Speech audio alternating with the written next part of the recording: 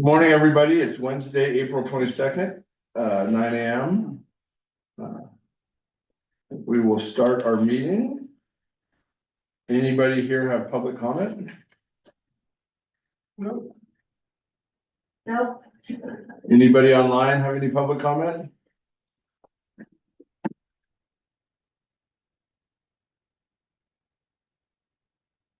Susan has her hand up, She does?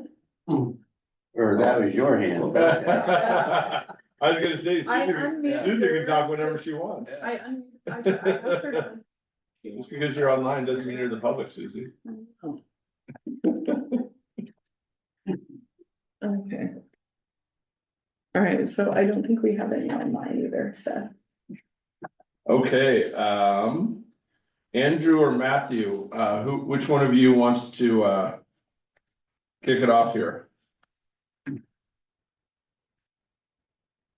Raise a hand or? Can you hear me all right?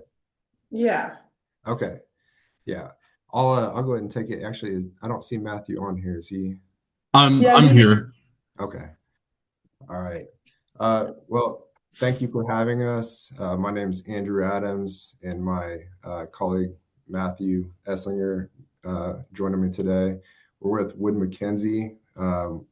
We're a third-party energy data company, and so I'm not sure how familiar you guys have gotten with us. I'm not sure if the material that we provided was provided to everyone in the meeting or not.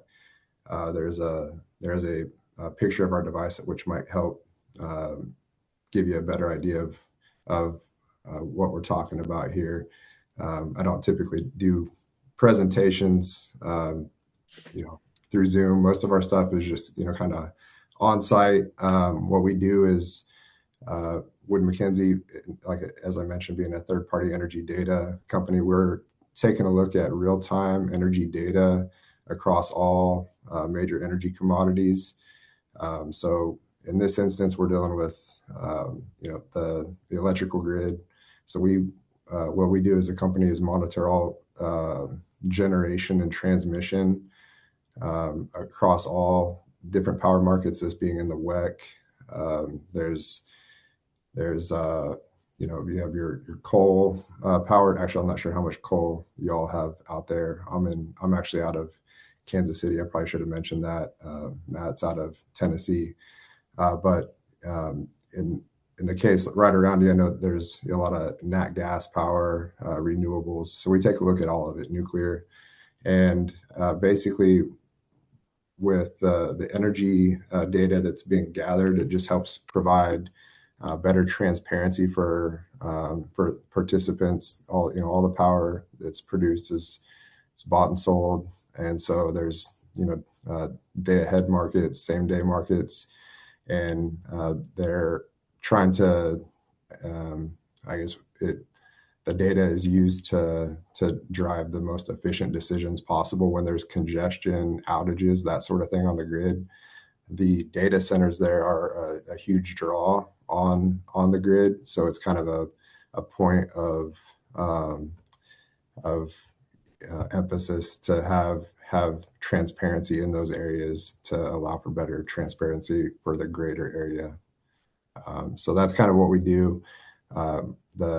The sensor itself is on a 2-inch steel post, and it has a 10-watt solar panel that keeps it charged. And so we don't have to come out but once every 5 years to change a battery, and it's all done with very small hand tools. So it's low impact, and really not a whole lot to it. Like I said, it's all self-contained, just installed with post hole diggers and a bag of Quikrete. So they're not technically permanent in nature. It's kind of how we have some of these with the Bureau of Land Management. They don't consider them to be permanent since they're able to be removed. So yeah, be happy to answer any questions that anyone might have. And also I should specify, we were, if it wasn't already made clear, we were looking at placing 9 nine for certain. I think Matt said that there was a 10th that where we could use county property if you all are open to that. For these sensors to go in, they pay an annual easement for just us having them there, which is, we're essentially looking to just lease 2 square feet for the sensor to go in. So it'd be 10 of them potentially at the $500 per year. What was that last part? So we'd be looking at 10 sensors potentially being placed out there at $500 per year that we would pay the county for the Per easements. sensor or total? Per sensor, so $5,000 in total is what the payment would be annually to the county. So yeah, I had a couple. So when you do, if you were to put those in, would you put those in existing easement right away? If it's one of the easements with a power line or something, could you do it below that so you're not taking more property? Sure.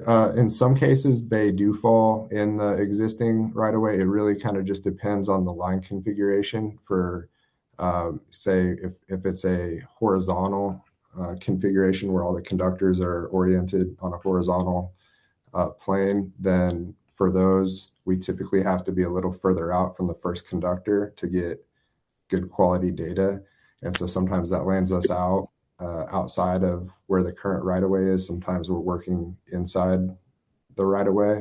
So it's kind of on a site-by-site basis, which I think the tentative plan was for Matt to be out there next week. So he would actually, if it made any difference, a lot of times when we have about 5,000 of these across the country. So whenever a lot of times we're doing them on site with, private landowners and we're walking out, taking a look at the site, making sure that the placement works for that individual. So we'd be happy to do that in this case as well, if that makes a difference, just to throw that out there. But yeah, to answer your question, sometimes inside, sometimes outside the right of way.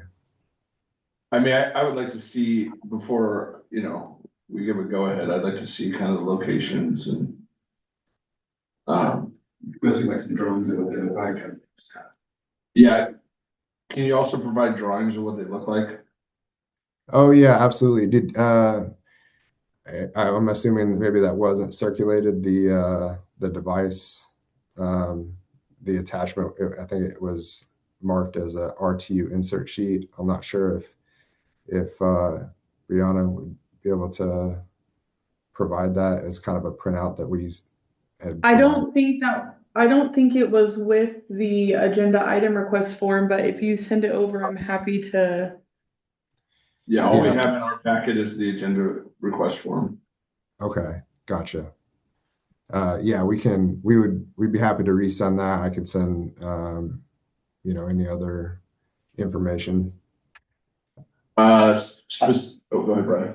Yeah, Andrew, I would appreciate, kind of a little, I'll say, of your company and probably some information about where you have these, description of what you're doing, some pictures, the maps, I'd like to have a better understanding because I haven't seen anything. So I think we need to have a little more information, I do, before I can make a decision. Okay, sure.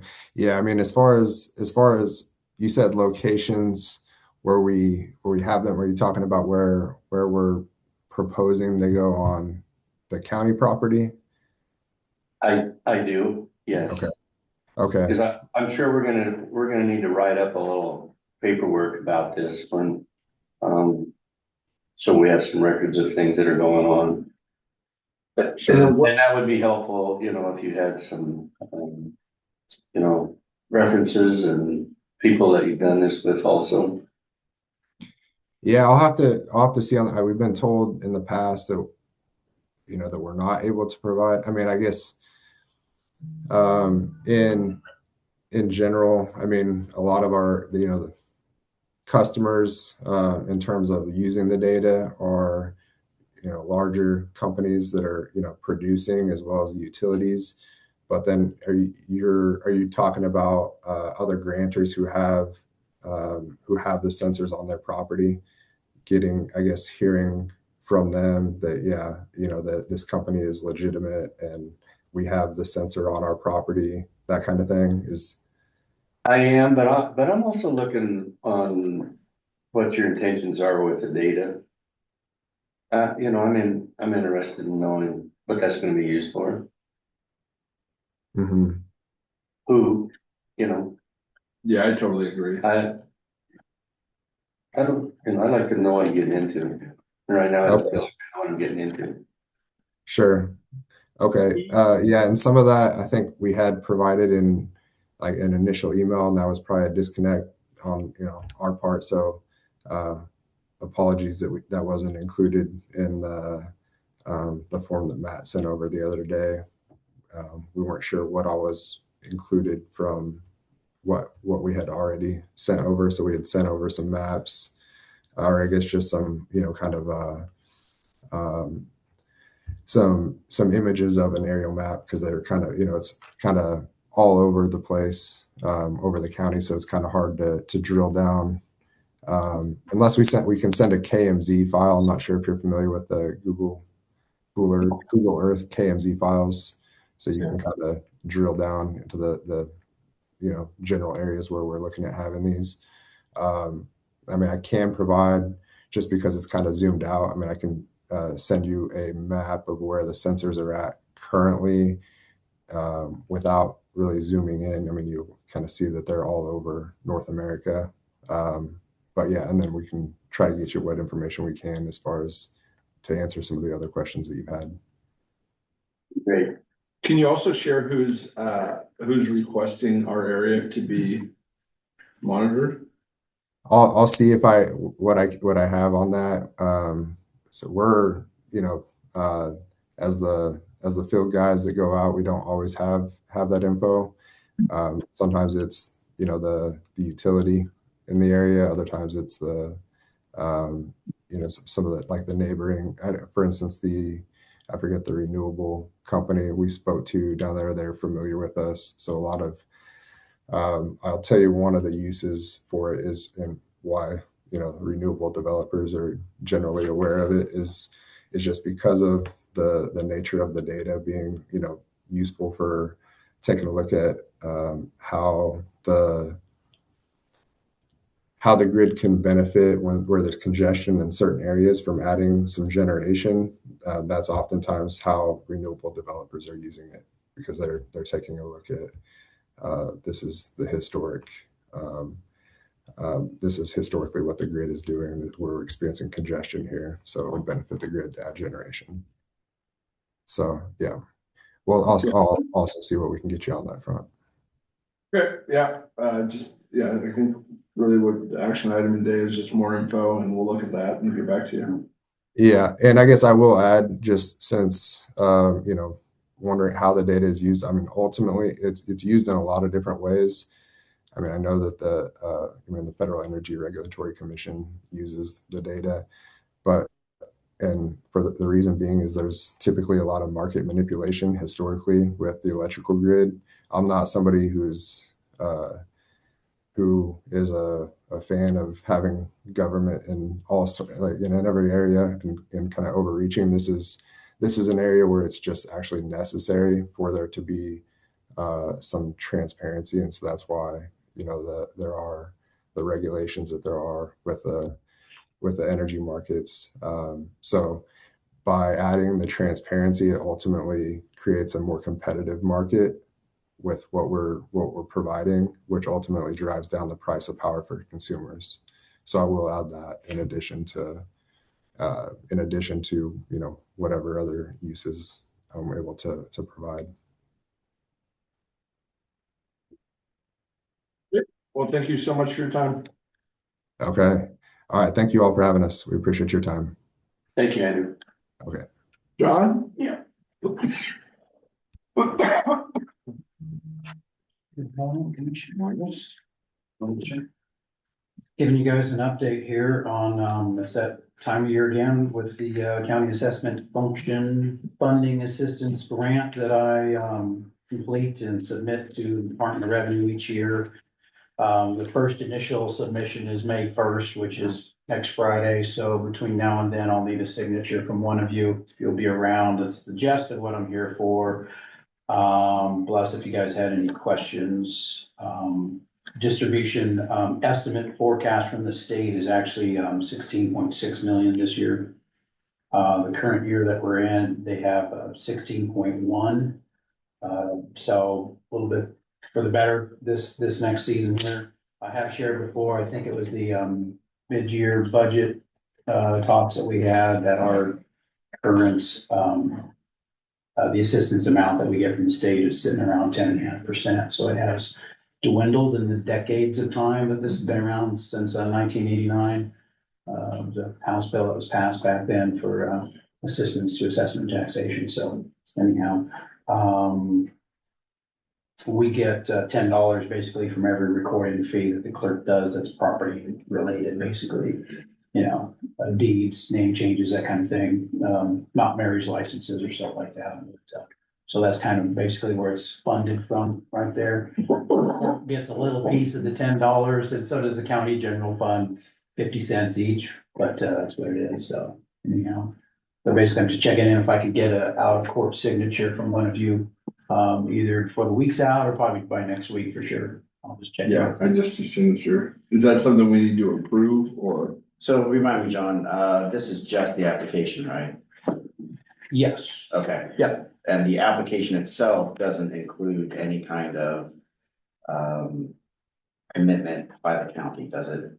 No, basically it's information from 4 or 5 departments in the county that all basically supply some kind of assistance to assessment and taxation, Okay, such as the finance office across the hall. I'm basically getting budget data from those departments and my own department and full-time equivalent information of how much, you know, how many people do you use for helping in this? Everybody gives me that information. I'm just basically reporting that okay. on the application.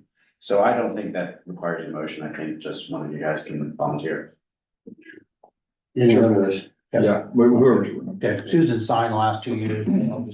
I'll just check in and like I said, I'm still working on it. I was gonna be here next week, but I noticed, we don't have a meeting next Wednesday, so Yeah, well, I think a little early. there'll be plenty of people around. Sounds good. Great. Thanks, John. That's all I have. All right, thank you. Thank you. Uh-huh.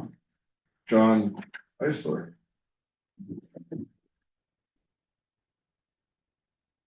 Me, thank you, commissioners. Good morning.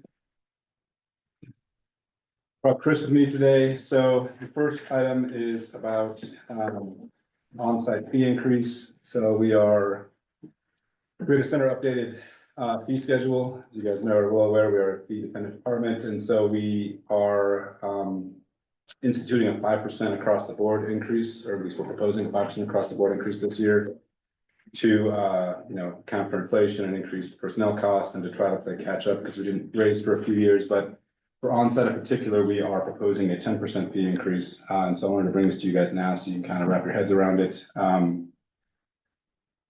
is a lot. It's definitely a lot more than I would like to raise fees to the public. Unfortunately, it's certainly doesn't get us where we need to go. So as we've been looking through the budget here, this has been, from day one when I got in, trying to get on-site balanced has been a struggle. We brought staff in, Chris and Julie, to try to help us solve this problem. We've looked at it from a million different angles. And then when we saw the 5-year projected budget, as you can see here on the front of the memo, there aren't really that many pennies to pinch or that many other areas to try to increase revenue. And so Katrina did a great job. She did a fee study with jurisdictions in the area. So she looked at Deschutes County, she looked at Jefferson County, she looked at, I forgot what it's called, but up in the Dalles, covers Wasco and Sherman counties, the North Central Public Health, and DEQ. So DEQ this year is instituting what do they call it? It's a 30% recalibration increase to their fees. Which is a huge jump. Those fees get passed through to the clients here, to our public, through our fees that we have to impose. Deschutes County has been doing like 16 to 20% per year because they no longer get general fund support. The increase for Jefferson County is a lot more modest, but they are getting, I think, somewhere between $100,000 and $160,000 in general fund support.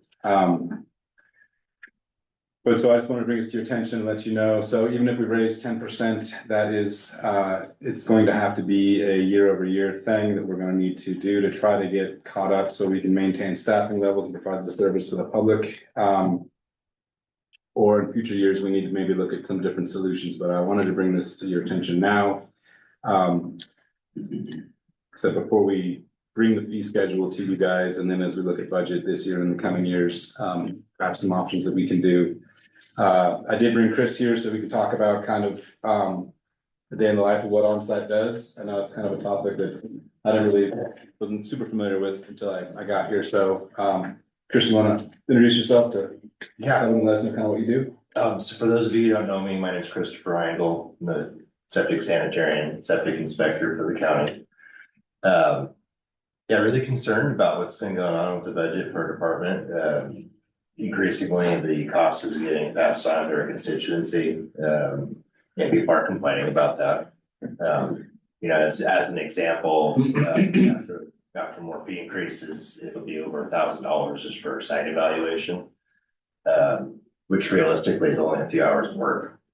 You know, and I think people are starting to see that as the price goes up.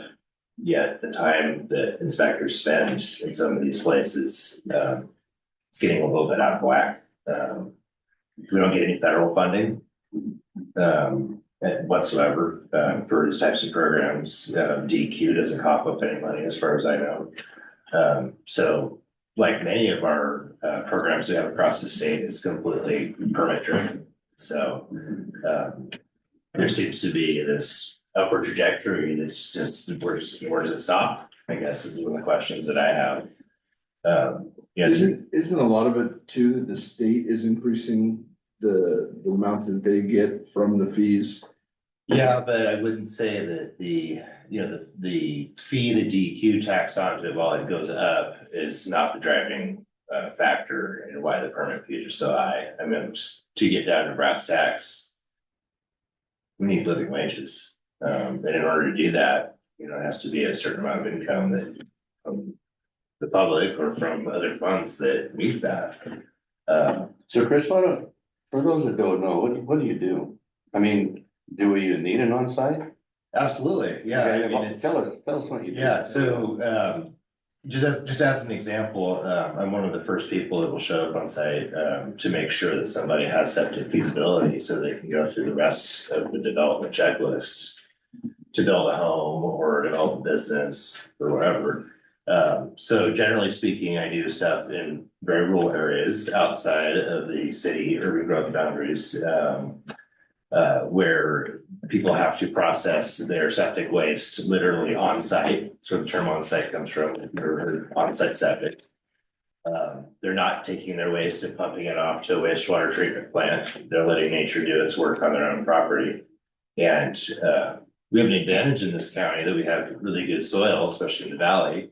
When you're away from water, that nature can do its job. But it also requires a little bit of scientific expertise and experience to know where it's appropriate to do these things and where it's not.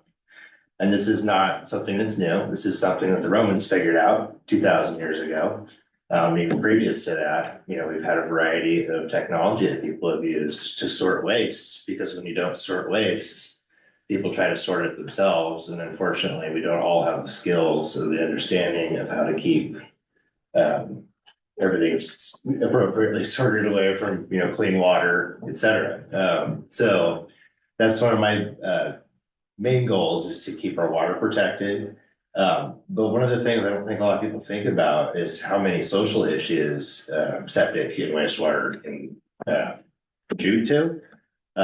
So many of our compliance issues are septic based. You know, you typically find that in addition to the rest of the unpermitted uses of land, that typically wastewater is also associated with that, because someone's living on the property, you know, maybe in an RV or something like that. And they are just, you know, trying to do their best to live off the books, unfortunately. And sometimes that's at the detriment to their neighbors. that's kind of where it becomes a social issue. One of the biggest things too, I think, is the customer service standpoint. If I didn't exist, people would be waiting on DEQ for solutions to their problems. And so whether that's just a really simple question as to like, what kind of septic system do I need to apply for? They can get that answer immediately at the desk on a business day. If I'm not in the office, I'll call them back. I give people my cell phone number, which is rare in the inspection world, because I want people to be able to contact me directly. I'm not always at my desk. So being able to provide that kind of customer service is not only beneficial to the public in a social way, but it also lubricates the entire situation, because there's people not waiting for an answer to their problem.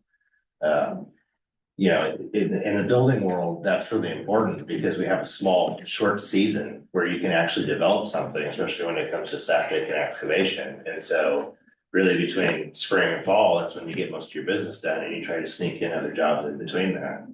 And so when people don't get an immediate answer to some of these problems, time continues to pass and they may miss their chance to develop something, which is very frustrating for some of these people, because a year goes by, the permits are more expensive, the development is more expensive, inflation happens, et cetera. So by not being able to respond to people's issues immediately, in a forthright fashion, we're holding up development in the county. So this is a small piece of the pie when someone comes in and they have questions about what they're supposed to do next, because most people don't know what they're supposed to do next. That's why they're hiring professionals, contractors, and coming in for advice from the government, because who else do they go to? Chris, a lot of your job seems like it's problem solving, right? So if DEQ is in charge, not only is there longer wait, but since you're familiar with the area and the soils and how things work, you can kind of be more creative and finding ways to get what we need to get done for the people. Yes, and I think that's also an important aspect. There's a lot of interpretation of septic code that is purposely built into septic laws, so that the regulation can be adaptable by region and by county.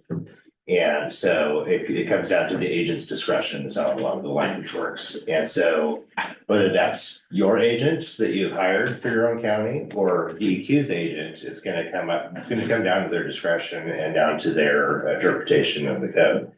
And if we don't have local representation for someone that knows not only the local geology and the soil, but also the local people and the culture here, then you end up with someone in another area, say Salem, for example, or Bend, making decisions for people that are 50 miles away, in a completely different social and environmental situation. So, better or worse.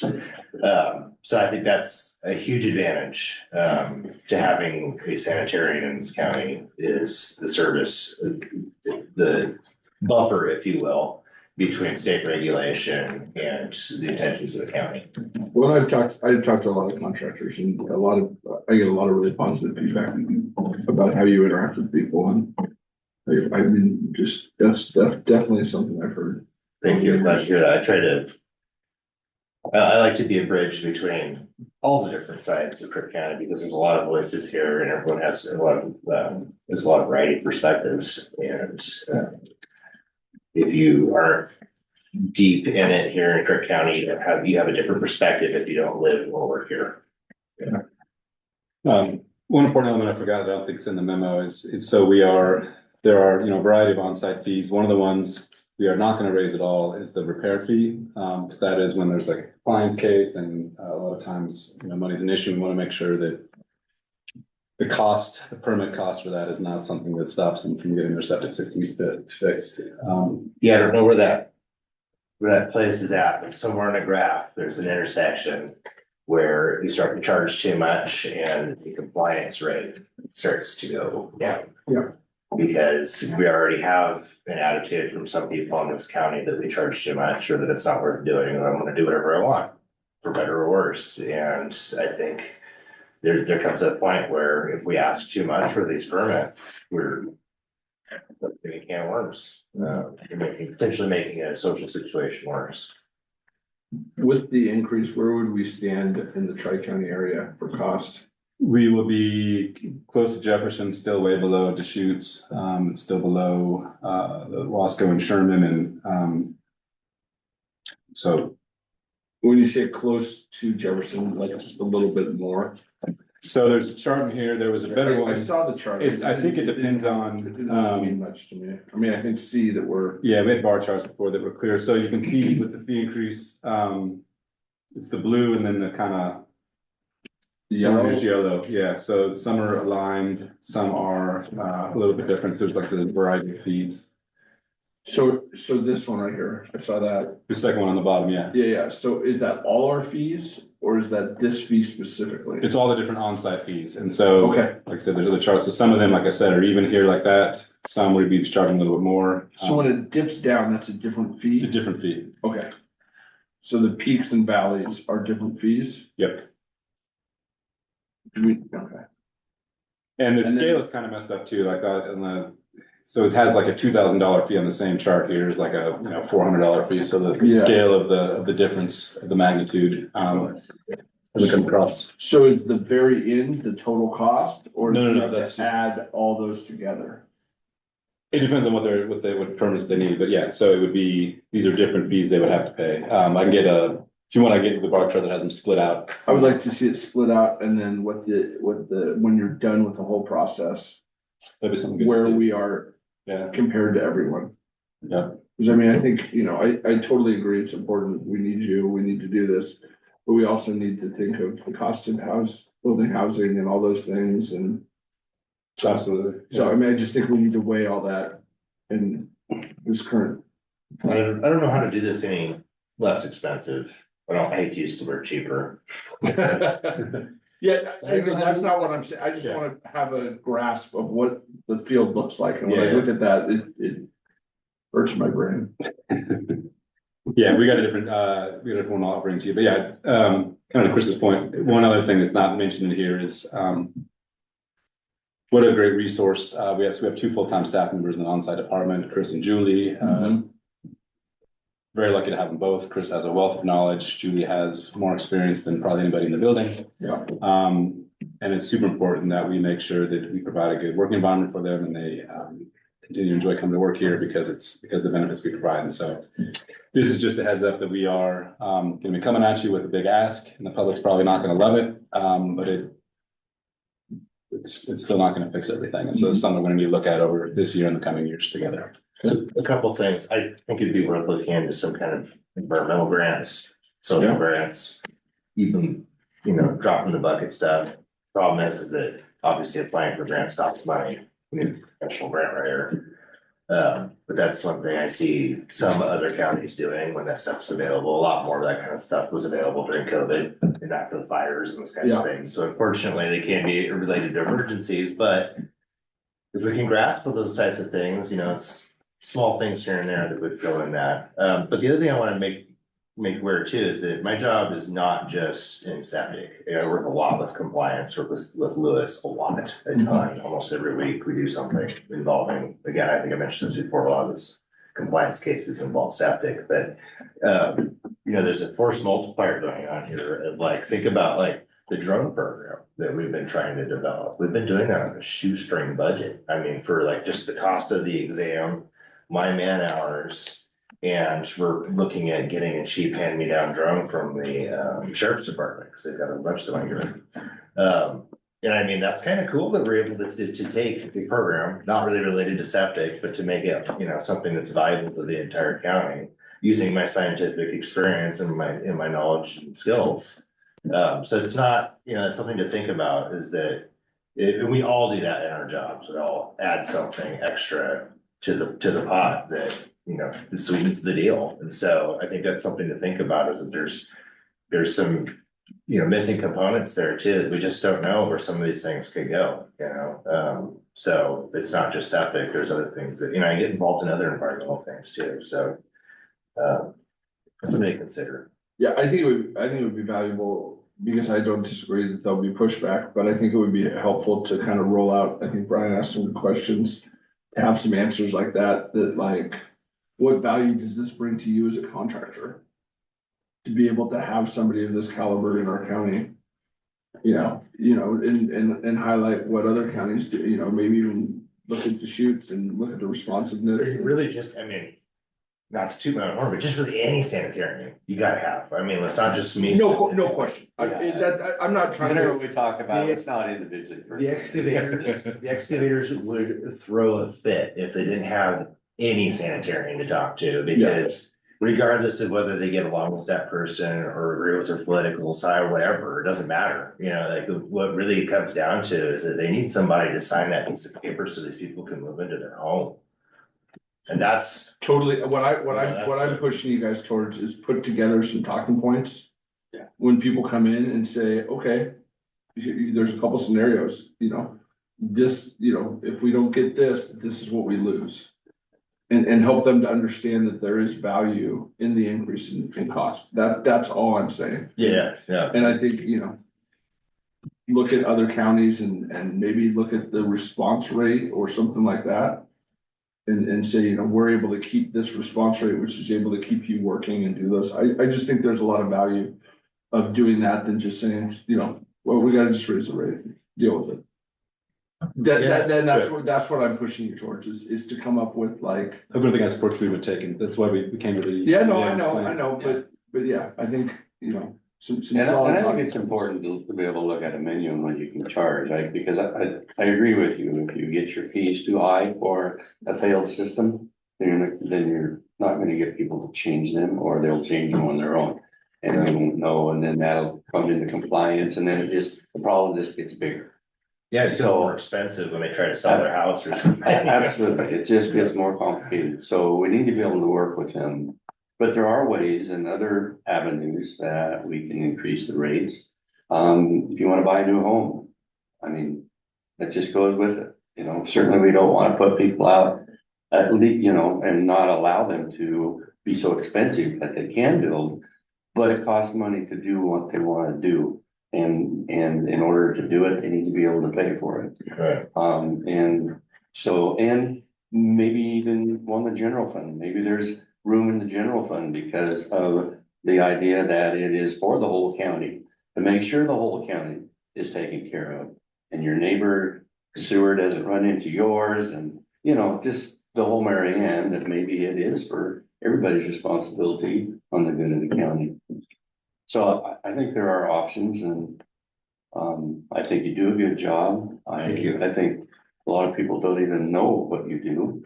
And That's so, not a problem, right? and that is a problem when you go to ask for money, because are you a core service, are you even needed? Not you, but the department. And so I think that people need to be enlightened to what the county services that they do. And, there are other people that draw out of all these fees that the county charges for all these different things, and that's the state. And the state Right. increasingly gets more expensive, takes more of the pot, and we have less money to do more work. And it's very, makes me angry a lot of times. I'll say the word angry, but It's weird to we see require- this all the time in everything that we do, whether it's the awkward to gas require tax or anything. these regulations, but then not offer any financial help. From Yes, the state right. level, and I think that's something that should be questioned.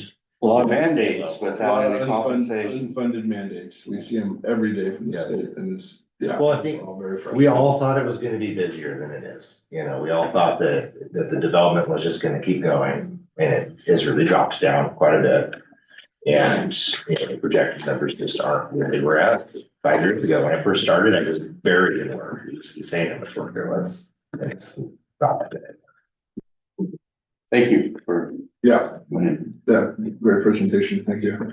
Susie, do you have any input?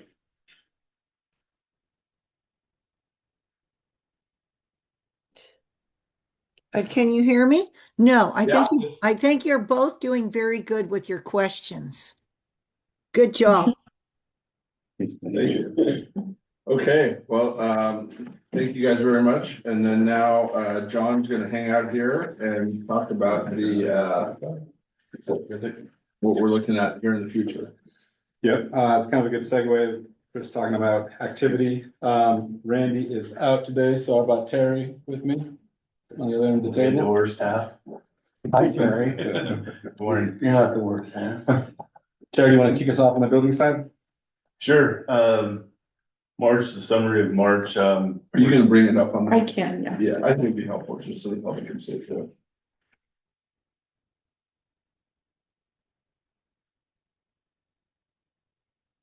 You can keep talking. our numbers are pretty much staying like they were last year in March. We had 182 inspection, permits pulled in the month of March, compared to 186 in 2025. So we're staying pretty close on those. Year to date is showing, we're looking at about 463 compared to the 477.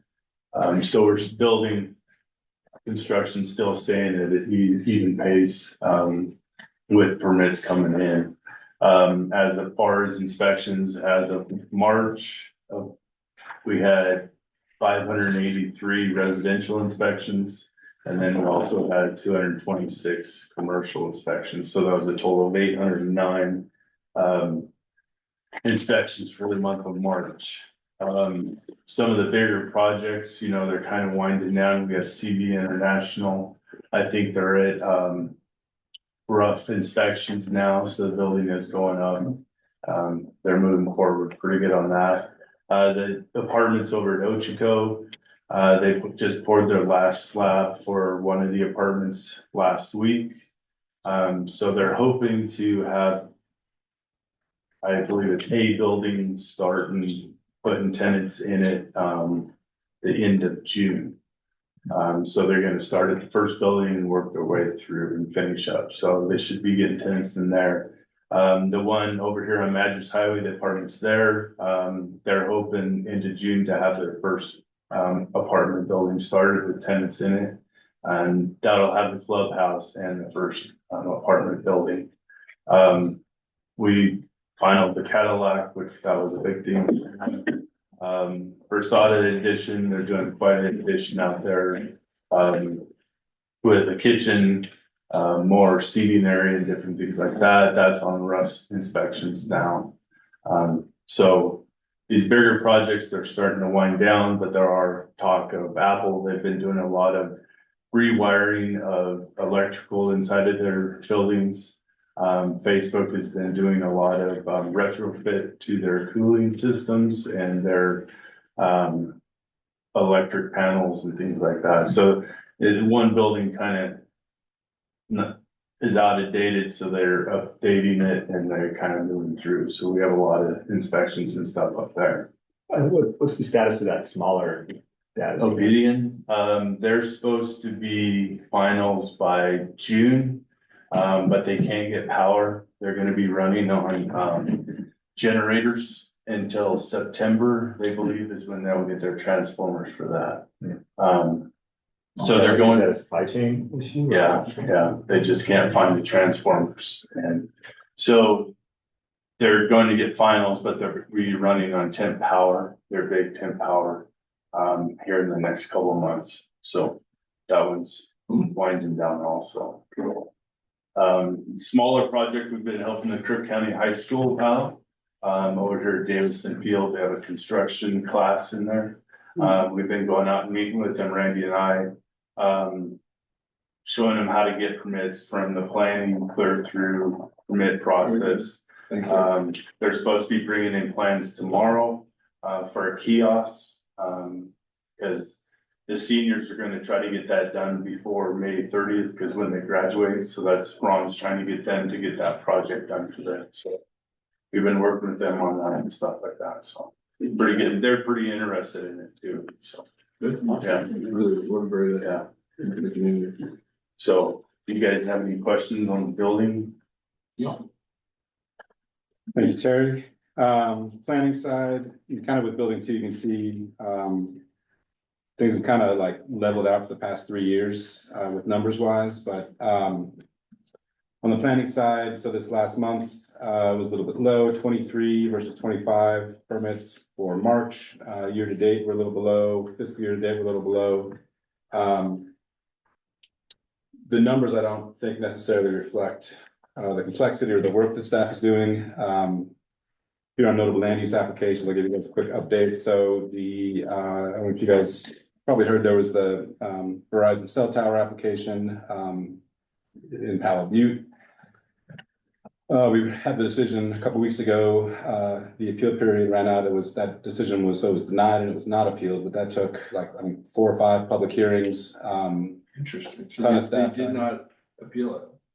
They did not appeal it, and so I think that is a testament to us following the right process. We had a ton of procedure to make sure we had a fair shot. We had a very solid record. We had planning commissioners asking great questions. We had a really well thought out reasoning by the planning commissioners, and then the decision was pretty thorough. And so those are very hard to deny on the EFU ground because the Federal Telecommunications Act and state law. But there are standards they have to meet. Like I said, the way that we went through the process was the way you're supposed to do it. It takes a lot more time, a lot of staff time, but now we're done. So we're not going to be tied up in appeals for years. And Palo Butte's going to stay the way it was. And so, but that's not reflected in these updates, I guess, in these numbers is what I'm saying. But so that was a good move for the county. Other stuff we have going on. The Transportation Safety Action Plan, as you know, that's been paused for a while. Commissioner Crawford helped out with getting in contact with Representative Cliff Benz, and so hopefully they're getting in contact with federal agencies. So hopefully maybe we can get that kicked back up again. Also not on here is our Goal 5 update, the DLCD grant. Been talking to Angie. That should be, hopefully that grant agreement will be before you guys next meeting or hopefully soon. DLCDs has a new contract style and Angie's trying to keep up, and we just don't have that ready yet. She doesn't have that ready yet, but it should be here soon, and that will be kicked off as well. As you guys remember, Ann Byer will be helping us out on that, and so it's a really exciting project. Can't wait to get started on that. Tonight at the Planning Commission hearing, we have 2 things on the agenda. Well, 3, I guess. First is we're going to be signing the comp plan amendment for the whole pit. It's a small comp plan amendment. That'll be, after that gets signed, that'll be coming to you guys via ordinance, to our comprehensive plan. Also, we have Hidden Canyon Destination Resort Phase 1, which is a huge project, huge application. And then we also have the Knife Rivers Woodward CUP modification revocation request requested on behalf of Central Oregon Land Watch and some of our neighbors. And so Planning Commission is busy. We are busy, even if the numbers are a little bit below last year. But that is the planning update. Any questions on that side of things? City, Josh, a good person to ask about some of these, but there's a lot going on with the city. One of the big ones is their economic opportunity analysis. They've been working on that since the proposed UGB expansion. I'm back on the drawing board, so that should be coming, looks like next week. We'll be hearing for that. Feasibility study for the Barnesview Pool, it's exciting. Let's see the list there. And now for once, on-site, I'm gonna have, you wanna give an update on what's going on your way? Sure can. Well, those aren't great numbers. So we've had 2 residential authorizations. That's when somebody comes in and asks for permission to connect, whether they're replacing a home, or adding an addition or something like that. No commercial authorizations. Those aren't very common here. 3 construction permits, all 3. 0 construction permits for commercial. Major repairs, 1 minor repair, that's when somebody just has a tank. And 4 site evaluations. So, like I said earlier, it has not been incredibly busy. It's kind of a canary in the coal mine kind of for development, because again, I'm one of the first people that goes out on some of these sites. So it's kind of interesting having your ear to the ground when you come out and you realize it would be one of the first steps to building. If people aren't coming in for site evaluations, it says a lot about what could potentially be going on with the economy. It's kind of interesting. And that could change all of a sudden because we are in spring, and again, we're in that short window for construction, for excavation. And people are like, oh man, I gotta do something now. So we're still kind of waiting to see if that's gonna happen. This week seems to be, we're getting a few. But How does March 25 is similar, obviously, to 26? mhm. Do you have the information on 24? Yes, I believe it's the one in the middle there. it's fiscal year data, so we're. So like I said, when I first started during COVID, Yeah. we were very busy during COVID. I have some theories about that. I don't know if people were just stuck at home needing something to do, so they started developing or what. But then as the economy kind of tanked, things got weird. It has actually apparently picked up a little bit. But yeah, it's been solid. For some people refer So to. 24 wasn't that far off from last year. No. Yeah. And some of that, this, year to date, a lot of that is kind of weather dependent, right, Chris? If it's really cold, like last year, the numbers were kind of lower than I think they would have been if we had a really cold winter. Yeah, Like like this winter, we had more This ability winter, to yeah. dig in and do. there were a lot of people working during this winter because the weather was pretty mild. That could explain why our numbers a little bit higher this year. And on the code compliance side, Lewis opened 13 and closed 13, cranking away as usual. He is on vacation this week, so Terry is one of our deputized code compliance officers. Lucky you. Stays in line. I enjoy it. So he's good at it. Yeah, but we can't wait to get Lewis back. Quite a few of those are septic related, so that's what keeps me busy during the winter, is going out with these Lewis and trying to figure out what to do. But again, that's a fee that we are gonna keep as is, because it's worth the hit to our budget to make sure that we can get those systems repaired and make sure that public health and safety is protected, so. That is our update. Are there any questions? Nope. Nope, good job, thank you. Thank you. Susie?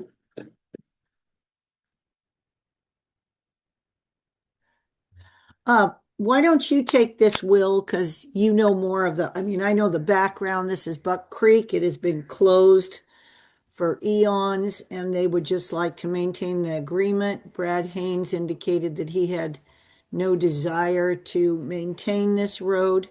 So, Will, you kind of did the paperwork. I want you to take over from me.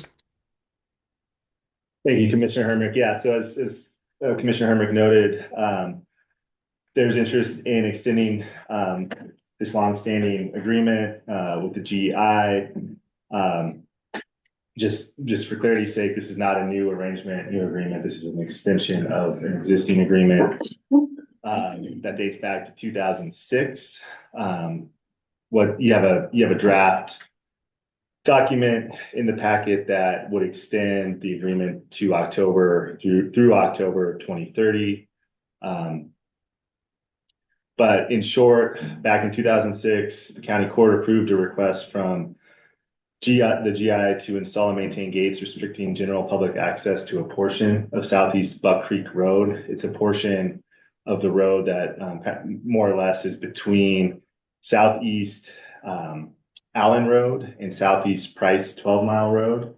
It runs through the GI. The original agreement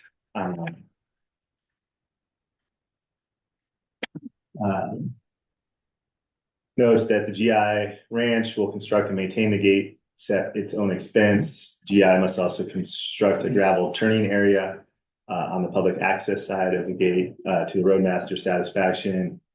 GI assumes responsibility for liability associated with the gates and holds the county harmless. The county reserves the right to revoke or terminate the permit if the owner fails to comply with the terms of the agreement or termination is deemed to be in the public interest. GI can lock, open, and close the gates to block general public access. GI does have to provide the county and other governmental entities access and keys. The county does have the right under the original agreement to issue access permits to responsible groups or individuals with certain notice to the GI. And I think most importantly for the county has no obligation to maintain the roadway. Back in 2006, when this was originally agreed to, and as Susie alluded to with the current road superintendent, but back in 2006, the roadmaster at the time said that the county didn't have the resources or ability to maintain that section of road. So that's kind of the agreement in a nutshell. The proposed amendment would just be an extension of the current longstanding agreement through October of 2030. And Susie, I don't know if you have anything else you'd like to add to that. But you know, if there's consensus amongst the board, we can finalize documents and bring this back to a regular board meeting. No, I'm good with it. I think you did a good job, Will. Thank you very much. Yeah. So do we want to have a discussion or are we rolling to consent? I'm fine with consent unless somebody, I am too. Susie, are you good with this? Yeah, so that's where I anticipate it should go. Yes, thank you, Brianna. Yep. I have World War II movie behind me, so I keep muting so you don't have to listen to the movie. Okay, sorry.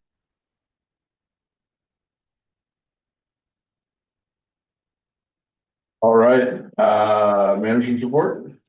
I just want to say happy Administrative Professionals Day. For the folks that fall into that group of employees here at the county, I just want to thank you for everything you do for the county. You're the backbone of the services we provide to our community and are critical to everything we do here in Crook County. So thank you, everybody. And a special thank you to Brianna, who runs our you're meetings and welcome. runs our office and really takes care of us.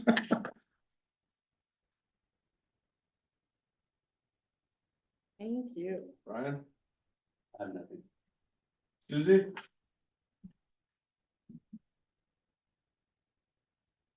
She's watching the movie. Brianna won't let me unmute. I tried it and it says that the host is muting me. She's trying to censor me, but I do want to thank you, Brianna, for all you do for us. I know without you, I've been helpless here trying to get all this agenda stuff put up. So thank you. Yes, I do.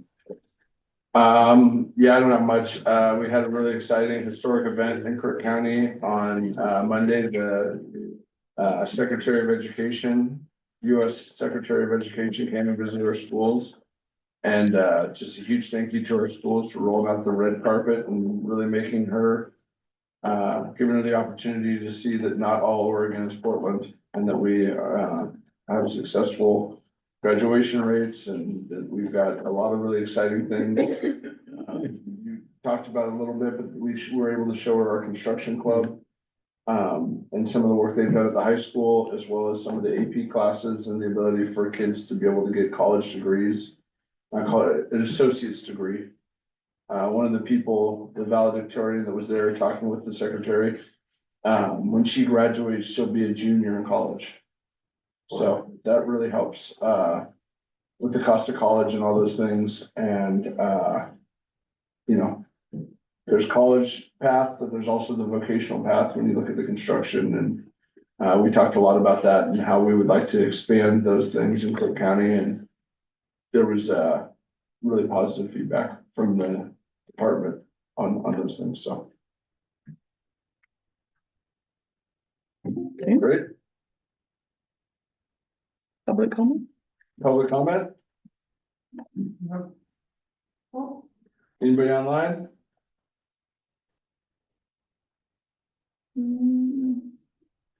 Nope. Okay, well, thank you guys all for coming. The Crook County Board of Commissioners is.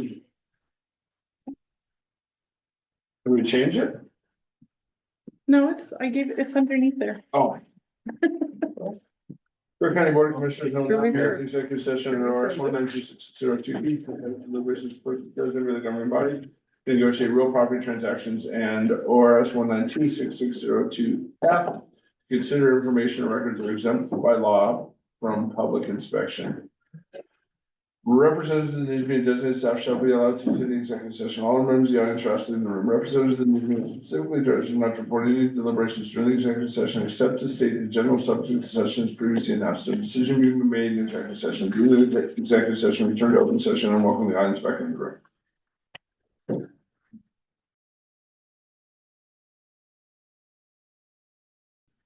The Crook County Board of Commissioners will now leave executive session under ORS 1926602E. Conduct deliberations persons designated by the governing body to negotiate real property transactions. And ORS 1926602F. to consider information or records that are exempt by law from public inspection.